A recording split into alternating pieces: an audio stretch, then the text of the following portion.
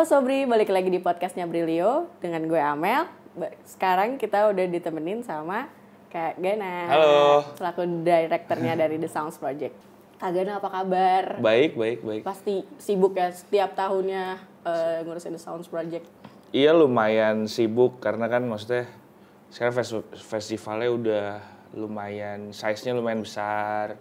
Terus 3 hari juga setiap tahun, jadi selesai festival juga udah langsung prepare buat tahun berikutnya kayak gitu. Jadi ya lumayan sibuk lah. Ini udah 7 tahun ya Kak kalau nggak salah?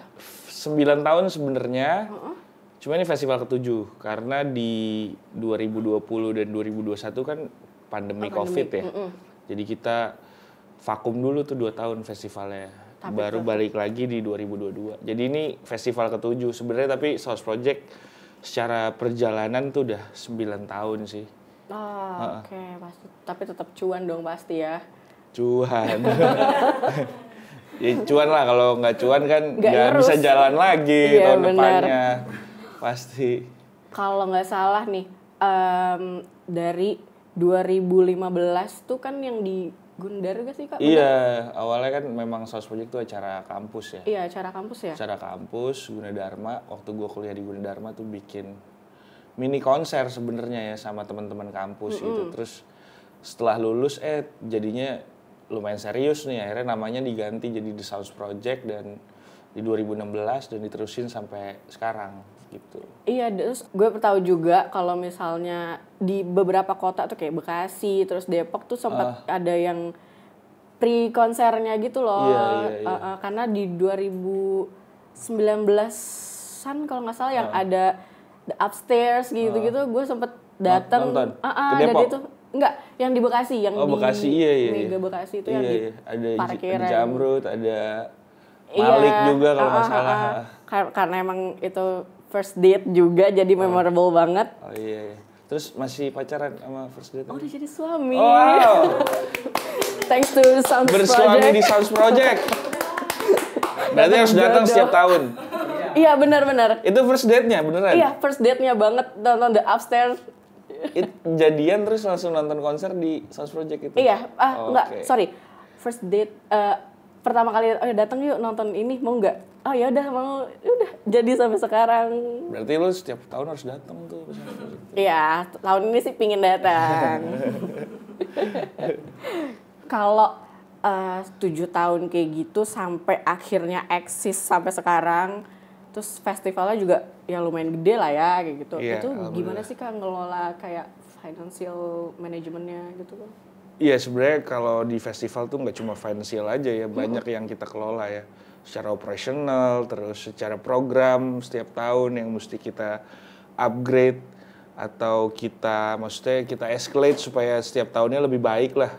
Kayak gitu. Dan kalau prinsipnya di Sounds Project tuh ya yang penting kita lebih baik dari apa yang kita lakukan di tahun sebelumnya gitu. Misalnya tahun ini 2024 kita lebih baik aja dari tahun 2023 gitu. Dimana tahun ini kita udah prepare line up yang lebih banyak, dimana di 2023 tuh line up-nya sekitar 80-an mungkin ya. Tahun ini ada 100 line up, terus pre-event kita lebih banyak juga. Biasanya di tahun lalu kita pre-event cuma Jabodetabek aja, jadi cuma 6-7 kali. Tahun ini kita prepare 15 kali pre-event bahkan. Wow, banyak juga ya? Iya, ya? bareng sama Music First. Hari ini pun kita lagi jalan pre-eventnya di Jakarta Timur gitu. Sebenarnya ya secara finansial, terus operasional semua harus diperhatiin sih. Tapi balik lagi, kita juga nggak cuma menjalankan Sounds Project as a business ya. Enggak ya, tapi balik lagi ini kan industri kreatif, industri hiburan. Jadi gimana kita develop ekosistemnya juga gitu loh. Di Sounds Project kan awalnya acara kampus, sampai sekarang pun timnya masih banyak yang masih kuliah gitu. Jadi memang Sounds Project bisa jadi tempat buat mereka belajar juga gitu. Terus kedua, si pre-event kita ini bekerja sama dengan 15 kampus yang berbeda di Jabodetabek dan Bandung gitu. Jadi memang back to the roots-nya Sounds Project yang memang awalnya acara kampus di Gunadarma yang lo tahu juga itu kan. Jadi sebenarnya secara finansial dan bisnis harus jalan, tapi value-nya juga harus jalan juga kayak gitu sih sebenarnya. Itu yang penting dari sebuah brand ya menurut gue ya. Jadi nggak cuma melulu mikirin wah cuannya berapa nih, untungnya berapa. Itu kan yang bikin ada promotor-promotor yang gue pengen bikin konser yang rame supaya gue cuan nih apa gitu. Padahal nggak sesederhana itu ya. Iya sih, bener sih. Takutnya juga terlalu mikirin cuan tapi acaranya nggak bikin penonton jadi nyaman gitu kan. Iya, banyak juga kan yang bikin acara umumin line up, jual tiket. Dia pikir sesederhana itu kan. Iya. Akhirnya tiketnya nggak laku, dia main postpone, main reschedule, apa segala macam, yang kayak gitu-gitu kan yang akhirnya ngerusak esensi daripada industri hiburannya itu sendiri gitu. Banyak pihak yang dirugikan kan jadinya. Beberapa tahun lalu juga banyak kan bikin acara besar tapi banyak yang postpone gitu. Banyak postpone, banyak hilang panitianya, banyak cancel. Iya, banyak cancel. Itu kan maksudnya dari kita yang para pelaku juga jadi sebuah keresahan juga ya. Jadi memang ya it's okay misalnya kita lihat secara festival bagus ya, bisnisnya lagi growth. Iya. Tapi ya pelaku-pelakunya juga harus bijak dalam bikin program-program gitu, jangan sembarangan juga gitu, harus hati-hati juga. Benar sih. Soalnya promotor bukan bisnis yang buat orang yang nggak ada passionnya gitu ya kan. Jadi kalau memang nggak berpassion banget ya lebih baik jangan dilakuin sih. Mungkin emang kelihatannya emang enak kan, ada di festival, kita ketemu ini itu, terus kayak happy aja tapi ternyata pusing juga ada di dalam situ. Bener. Jadi memang apa yang kalian lihat di permukaan bahwa hiburannya seru apa ya itu memang bentuk dari pengorbanan kita yang di balik layar sebenarnya sih. Iya. Buat mikirin gimana caranya kita jual tiket sesuai dengan kapasitas pembeli gitu, kapasitas penonton, gimana kita nge-sell out festivalnya ke sponsor-sponsor itu, dan itu pelajaran yang nggak bisa dipelajarin setahun 2 tahun sih. Bahkan South Project aja baru berani bikin festival 3 hari itu tahun lalu di festival ke-6 kita ya. Dan kita pertahanin itu tahun ini gitu. Jadi memang harus step by step banget gitu. Jadi kalau misalnya kita bicara bisnisnya, bukan bisnisnya lah yang jadi fokus utama, tapi journey-nya seperti apa. Jadi gimana kita evaluate secara bisnis, secara operasional setiap tahun, kurang lebih kayak gitu. Berarti harus kan tadi ngomongin sponsor juga harus bener-bener bikin sponsor percaya gitu kan. Bener ya, dari journey-nya juga awalnya South Project 1 panggung, 2 panggung, 3 panggung. Mungkin di tahun ketiga kita baru ada sponsor masuk ya. Sampai sekarang pun jadi mulai banyak, bahkan ada yang kontrak sampai jangka panjang gitu kan baru akhir-akhir ini ya. Sedangkan kita ngebangunnya udah dari bertahun-tahun lalu. Gimana tuh Kak cerita untuk ngedapetin sponsornya, mulai dari siapa dulu gitu sih? Iya pasti sponsor ngeliat track record kita ya, maksudnya South Project memang punya basis audiens yang bagus gitu. Maksudnya setiap tahun penontonnya selalu puluhan ribu gitu misalnya. Ya dari situ kan mereka pasti dari sisi brand ngelihat ada customer experience yang bisa dia grab gitu ya kan. Buat produk-produk mereka gitu. That's why mereka mau showcasing brandnya di festival tersebut gitu. Jadi memang kita gather audience gitu, dan akhirnya sponsor masuk dengan activity atau campaign-campaign yang mereka mau insert, either itu ke festivalnya atau ke programnya atau ke artisnya gitu ya kan. Atau bahkan ke timnya gitu. Jadi beberapa brand juga mengendorse timnya South Project gitu kan. Jadi sekarang udah mulai banyak yang bisa diutilize semakin besar festivalnya gitu. Tapi mereka juga melihat track record. Misalnya kalian bikin proposal mau bikin festival besar nih, tapi belum pernah bikin, mereka kan pasti akan berpikir berkali-kali ya dibanding yang ini sudah ada setiap tahun, brandnya udah ada, sustainability-nya sudah jelas gitu, basis audiensnya jelas gitu. Jadi memang sesuatu yang dibangun sih, bukan di-create dalam jangka waktu pendek ataupun dengan yang penting ada modal nih gue bisa bikin festival. Enggak, modal nomor sekian lah. Tapi gimana ngebangun sebuah brand tuh di luar dan di dalam gitu loh, bukan hanya di kelihatannya oke aja gitu. Sponsor gitu juga nggak akan mau kalau misalnya nggak jelas nih gimana kan, nggak ada ininya. Ya bukan sponsor aja sih, orang juga kalau ditawarkan sesuatu yang meragukan kan pasti nggak mau ya. Iya benar sih. Jadi sebenarnya simpelnya kayak gitu sih. Tapi pernah nggak sih Kak ngalamin krisis gitu atau down dalam bikin TSP selain si pandemik itu ya, di 2 tahun pandemik itu? Ya sebenarnya kalau soal krisis pasti setiap tahun ada ya macam-macam juga challenge-nya, misalnya dari sisi artis gitu, misalnya setiap tahun gimana nih kita menyajikan sesuatu yang berbeda, tapi sedangkan artisnya yang populer masih tetap sama gitu loh, ngemasnya gimana ya. Okay. Ya, jadi berkali-kali kan kadang-kadang ada line up yang main di Sounds Project tuh bahkan sampai setiap tahunnya ada gitu apa segala macam, tapi kemasannya seperti apa. Nah kalau soal krisis sih sebenarnya ya macam-macam ya, selain pandemi juga yang lumayan bikin krisis itu ya pasti kita upgrading festival setiap tahun lah, dan kita suka pindah venue kan. Iya. Jadi awalnya di Rolling Stone, terus kita pindah ke Gudang Sarina, terus kita pindah ke Kuningan City, bikin juga di tempat-tempat lain. Jadi di situ lumayan banyak, tim juga lumayan banyak belajar gimana caranya ngedeliver festival yang baik di venue-venue yang berbeda gitu. Untungnya juga sekarang kita udah lumayan stick di Ancol ya venue-nya ya. Maksudnya itu juga lumayan challenge juga tuh, karena nggak banyak promotor yang bikin festival di situ kan, di Eco Park Ancol terutama ya. Oh iya.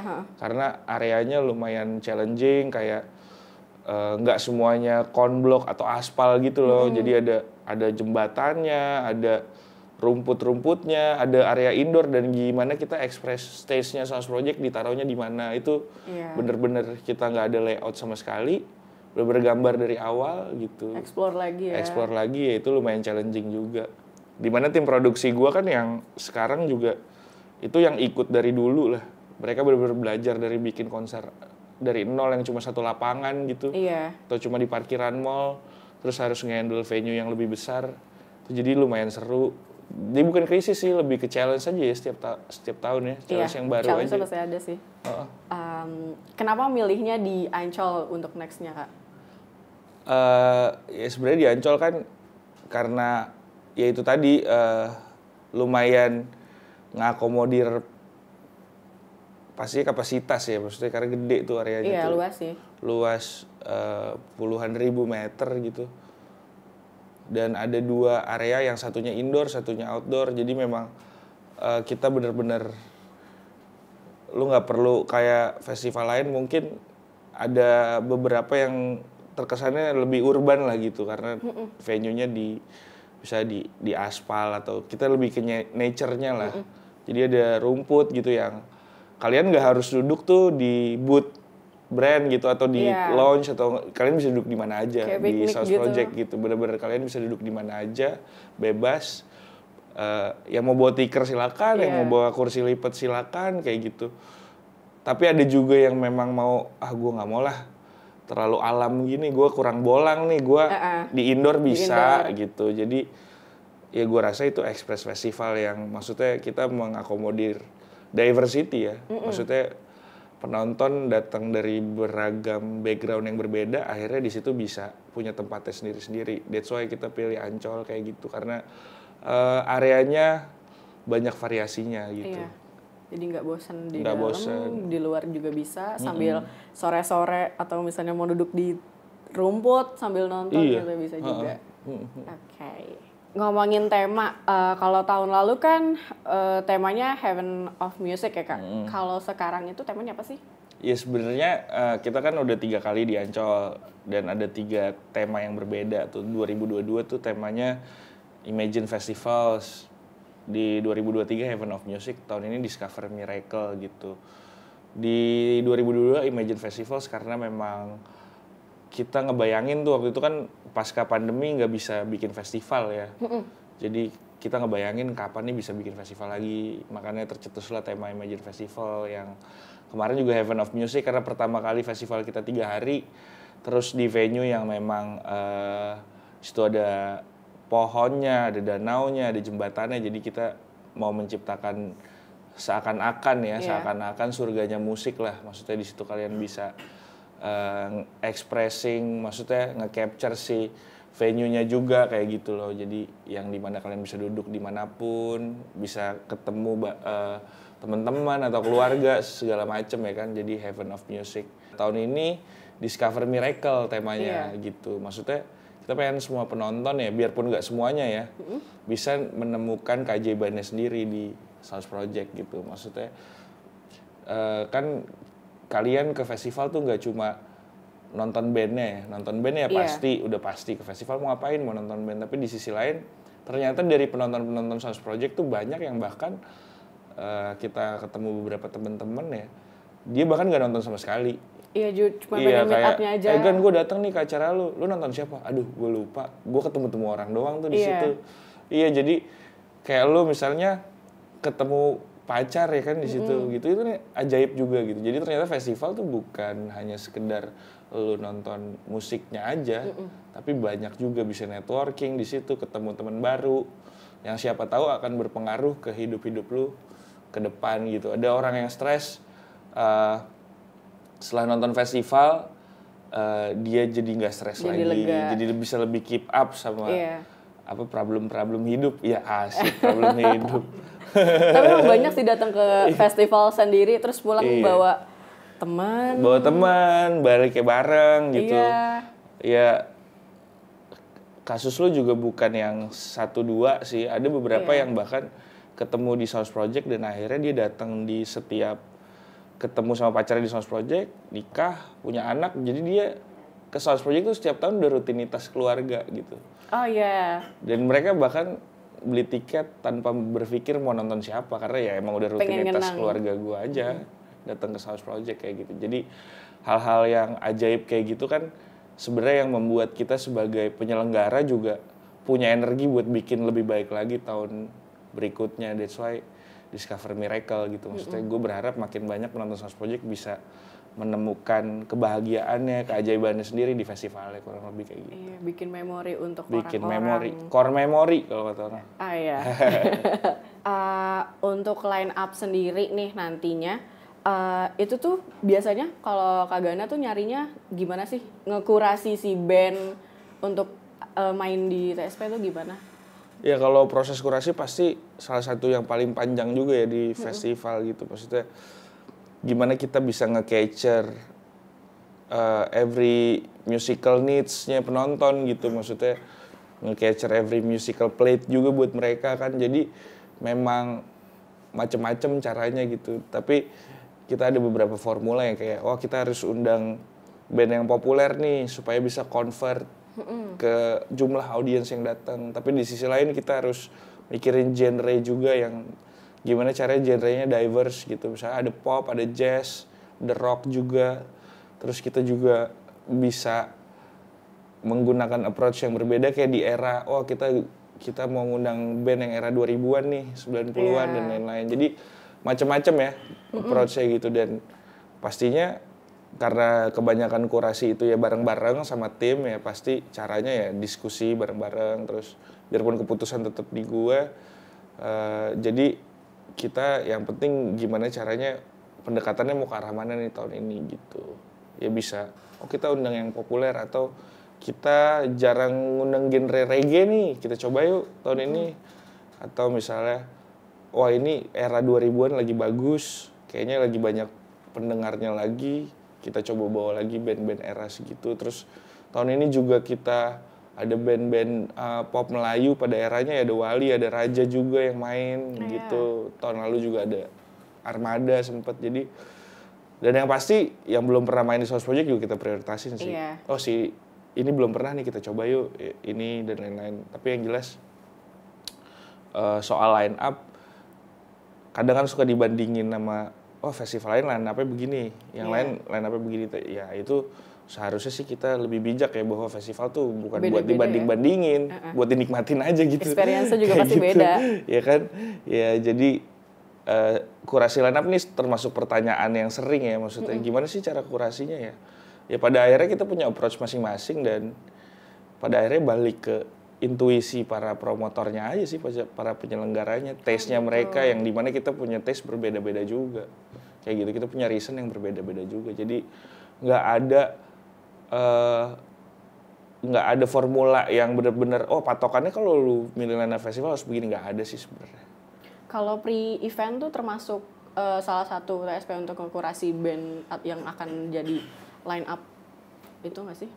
Iya, pre-event prosesnya kan sebenarnya dijalanin sama Music First. Kita ada satu brand baru namanya Music First, di mana itu lebih fokus ke penyelenggaraan konser-konser yang intimate gitu, sesuatu yang nggak bisa kita explore di festival besar seperti South Project gitu. Jadi kemarin kita bikin showcase-nya Stars and Rabbit, solo konsernya, terus Second Hand Serenade juga kita bikin solo konsernya waktu itu. Jadi disitulah platform buat pre-event kita menuju ke Sounds Project. Di Sounds Project juga ada stage-nya, Music First Stage gitu. Dan di situ sekarang kita fokusnya ke teman-teman kampus ya. Jadi banyak mengkurasi band-band dari kampus buat opening dari artis yang main gitu. Kayak hari ini Ardhito Pramono sama It Gitaf main di Music First buat Road to Sounds Project, dan openingnya tuh band kampus kayak gitu. Jadi memang kita bener-bener ngasih space juga buat mereka tampil gitu, dan hopefully kedepannya mereka jadi bisa headliners juga di festival-festival besar ya. Tapi kebetulan approach-nya tahun ini lebih ke anak-anak kampus sih, karena memang kita balik ke roots kita awal bikin Sounds Project dari anak-anak kampus, dan approach-nya tahun ini kerjasama sama 15 kampus berbeda, dan di situ ada band-band kampus juga, perwakilan dari masing-masing kampus, kurang lebih kayak gitu. Oh gitu, bikin jalan baru juga untuk orang yang pengen jadi ngeband nih, pengen jadi musisi nih gitu ya. Iya. Makanya kita selalu mikirin sebelum bikin program atau bikin festival, kita selalu, kadang kan orang ngelihatnya cuma ya udah nih cuma showcasing artis aja kayak gitu. Nggak, sebenarnya ada hal-hal yang memang kita nggak highlight, tapi itu value buat ekosistemnya itu sendiri. Entah itu nyari band baru, ngasih space buat anak-anak kampus, tapi memang hal-hal itu nggak perlu kita highlight ya. Iya. Jadi memang buat value yang bener-bener di balik layar aja, kurang lebih kayak gitu. Oke. Kalau line up tahun sebelumnya kan agak mirip-mirip nih. Kalau tahun ini yang bikin beda itu kira-kira apa, Kak? Iya memang makanya sebenarnya kadang memang ada yang diundang tahun lalu, tahun ini diundang lagi gitu. Itu kan sebenarnya masalah cuma relevansi aja ya.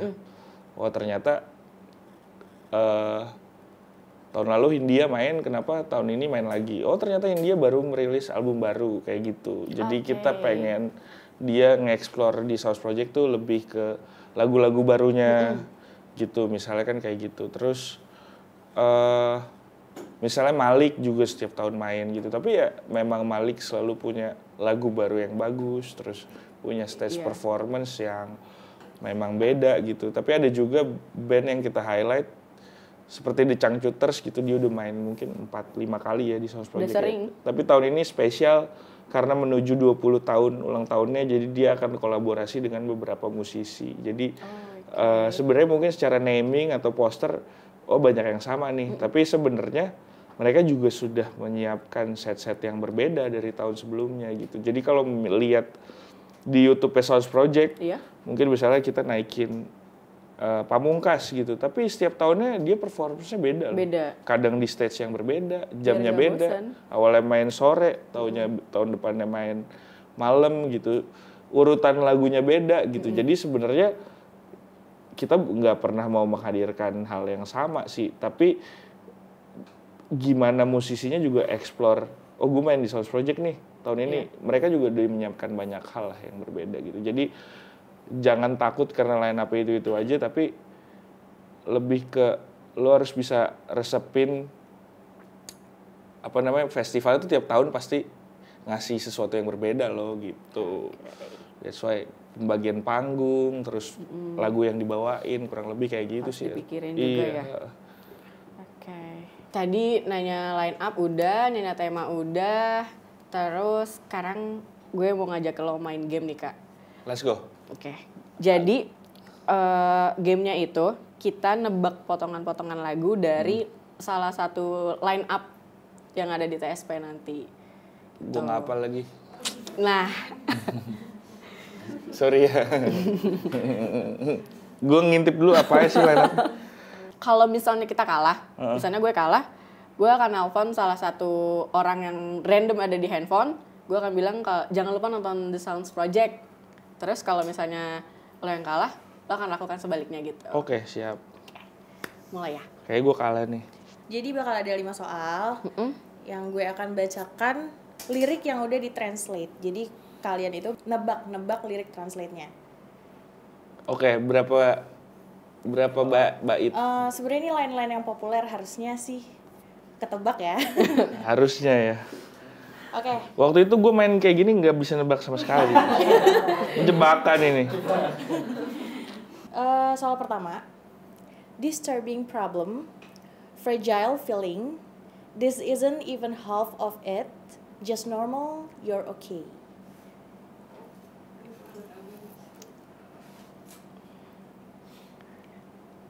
Apa ya? Aku tahu, Hindia evaluasi. Benar. Ayo Mel.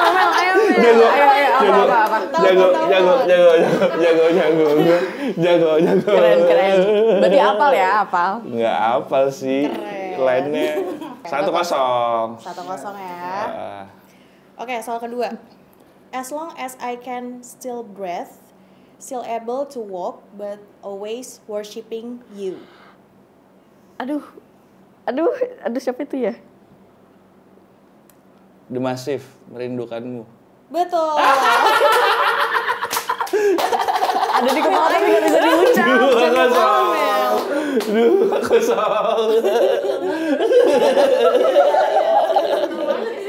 Ini kagaknya udah jago nih di depan Iya aku dong, sorry ya gitu ya.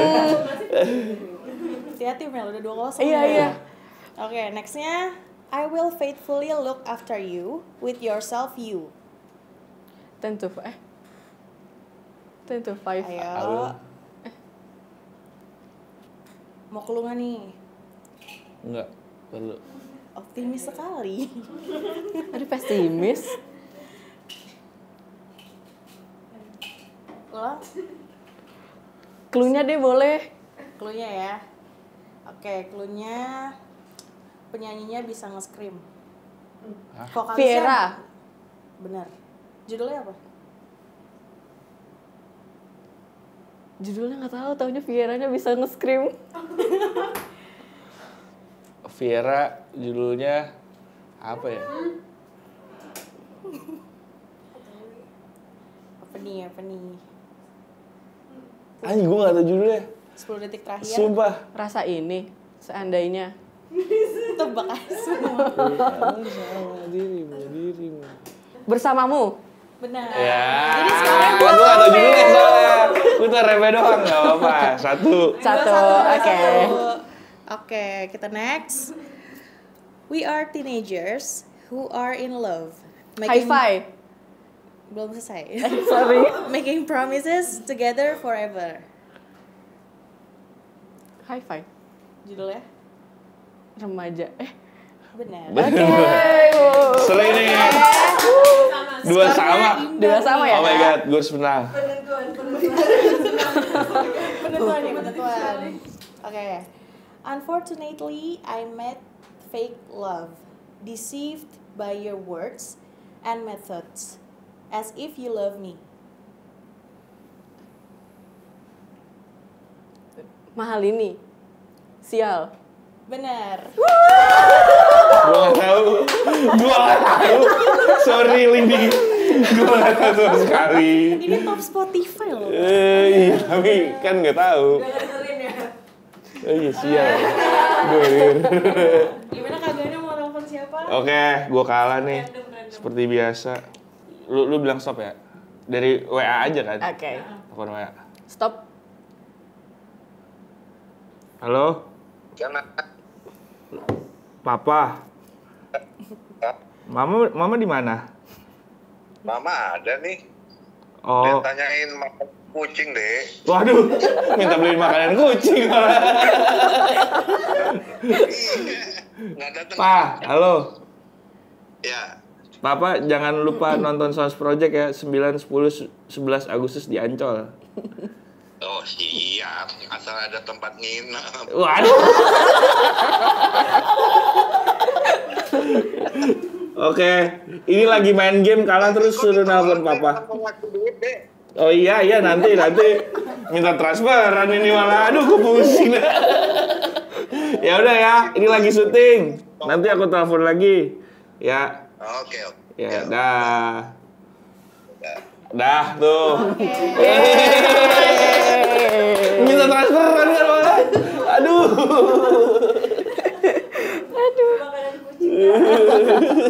Makanan kucing. Oke, main game kan udah, terus tadi kita kalah lagi gua. Gak apa-apa lah. Gak apa-apa, Kak. 12 tahun depan lah. Wah. Tahun depan gamesnya beda ya? Bedain ya. Kita ngomongin event tempatnya udah tadi kenapa di Eco Park Ancol, terus udah hamin 2 bulan nih Kak. Tiket udah dijual? Udah. Sebenarnya nggak 2 bulan lah, 2 bulan setengah lah. Iya.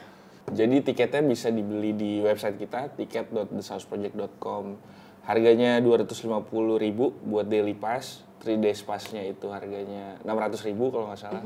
Tapi kalian bisa, kalau sama teman ada couple package juga bisa beli langsung 2 tiket. Bisa bundling. Iya, bisa bundling. Ada group package juga bisa 5 tiket. Gue lupa harganya berapa, cek aja di Instagramnya Sounds Project. Oke, bisa beli itu sama couple-nya. Tapi kalau yang jomblo nggak apa-apa, beli yang seharian aja nggak apa-apa. Ya couple tuh kan nggak harus pacaran ya, iya bisa sih. kakak ade, teman, bestie dan lain-lain. Seru sih kalau bareng-bareng. Oke, kita udah di ujung acara, semuanya udah kutanyain. Makasih banyak. Makasih banyak Mel, waktunya Brilio, makasih juga. Kesini nyempetin. Boleh Kak Gana ngasih tahu ke Sobri untuk jangan lupa datang. Ya, Sobri. Oke. Sobri jangan lupa datang ke The Sounds Project 7 Discover Miracle. Bakalan banyak banget line up yang seru yang main di Sounds Project. Selain itu juga di situ juga bukan hanya penampilan musik aja, banyak banget yang bisa kalian explore di sana. Banyak showcase dari community juga, media juga, sponsor juga, banyak makanan-makanan enak juga di sana. Jadi datang 3 hari, nginep di dekat Ancol, jangan lupa keburu hotelnya penuh. Beberapa line up-nya coba gue sebutin. Tahun ini kita ada Alexa, ada Bernadia, ada Bondan Prakoso juga, ada Triad ya, The Rock Indonesia Ahmad Dhani. Iya, terus ada Tulus, ada Changcuters, dia akan membawakan spesial set 20 tahun The Changcuters. Terus ada Hindia, ada Feby Putri. Ada kolaborasi juga dari Efek Rumah Kaca sama Bara Suara. Wow. Jangan lupa. Seru tuh pasti. Terus buat kalian yang mau nonton juga ada JKT48, ada Ardhito Pramono, ada Biru Baru, ada banyak banget. Cek aja di Instagramnya The Sounds Project. Jadi jangan lupa beli tiketnya di tiket.thesouseproject.com. Sampai ketemu di Sounds Project 9, 10, 11 Agustus di Eco Park dan Eco Vention Ancol. Thank you Sobri. Thank you.